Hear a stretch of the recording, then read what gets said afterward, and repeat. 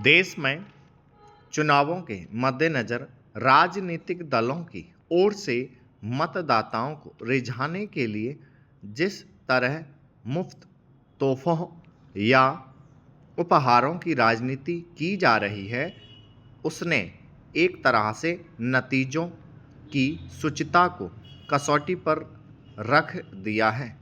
भारतीय राजनीति में पिछले कई वर्षों से यह प्रवृत्ति जटिल होती गई है। हालांकि इस मसले पर सवाल भी उठते हैं और मुफ्त तोहफों के जरिए मतदाताओं को प्रभावित करने को लोकतंत्र के लिए एक घातक चलन बताया गया है। विडंबना यह है कि लगभग सभी राजनीतिक दल इस प्रवृत्ति पर सवाल उठाते हैं, लेकिन मौका मिलने पर वे भी इसी तरीके को एक औजार की तरह इस्तेमाल करते हैं। खासतौर पर जो दल या गठबंधन सत्ता में होते हैं, वे वादों या घोषणाओं के साथ साथ चुनावों के ठीक पहले कोई योजना या कार्यक्रम लागू करने के लिए भी मतदाताओं को लाभ पहुंचाने की कोशिश करते हैं। समय समय पर सुप्रीम कोर्ट ने भी मुफ्त उपहारों को भारतीय राजनीति में एक घातक प्रवृत्ति बताया है, लेकिन इस पर रोक को लेकर अब तक कोई ठोस नियमन सामने नहीं आ सका है। यही वजह है कि आज राजनीतिक दलों के बीच एक तरह की होड़ देखी जाती है कि वोट हासिल करने के लिए मतदाताओं को कौन कितना ज़्यादा लाभ पहुंचाने की घोषणा करता है। नतीजतन स्वच्छ चुनाव और विवाद रहित नतीजे आज एक सदिच्छा की तरह लगने लगे हैं।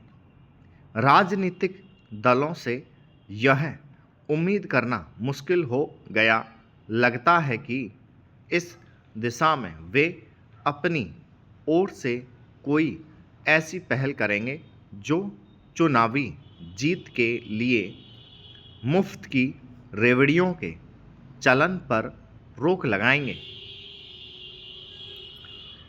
इसलिए सुप्रीम कोर्ट ने इस मामले पर दायर एक जनहित याचिका पर सुनवाई के लिए सहमति दी है। तो इससे एक बार फिर मुफ्त की चुनावी रेवड़ियों पर लगाम लगने की उम्मीद जगी है।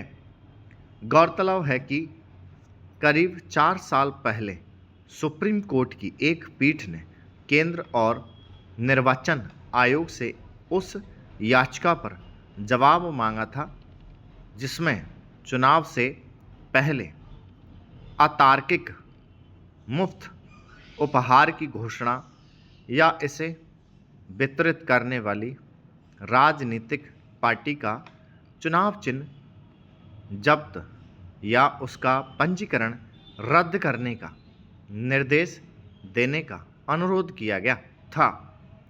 उस समय पीठ ने इसे गंभीर मुद्दा करार दिया था और कहा था कि कभी-कभी मुफ्त उपहार योजना का बजट नियमित बजट से अधिक हो जाता है। सवाल है कि अगर कोई मतदाता मुफ्त की सौगात दिए जाने के असर में किसी उम्मीदवार को वोट देता है, तो क्या यह एक तरह की सौदेबाजी नहीं कही जाएगी? अगर कोई सत्ताधारी पार्टी चुनावों के ठीक पहले किसी योजना या कार्यक्रम के जरिए मतदाताओं को आर्थिक लाभ पहुंचाती है, तो उसकी जीत को कितना निष्पक्ष माना जाएगा? दिनों दिन बढ़ती मुफ्त उपहारों की राजनीति के बीच होने वाले चुनाव को किस हद तक स्वच्छ और स्वतंत्र कहा जाएगा? स्टॉप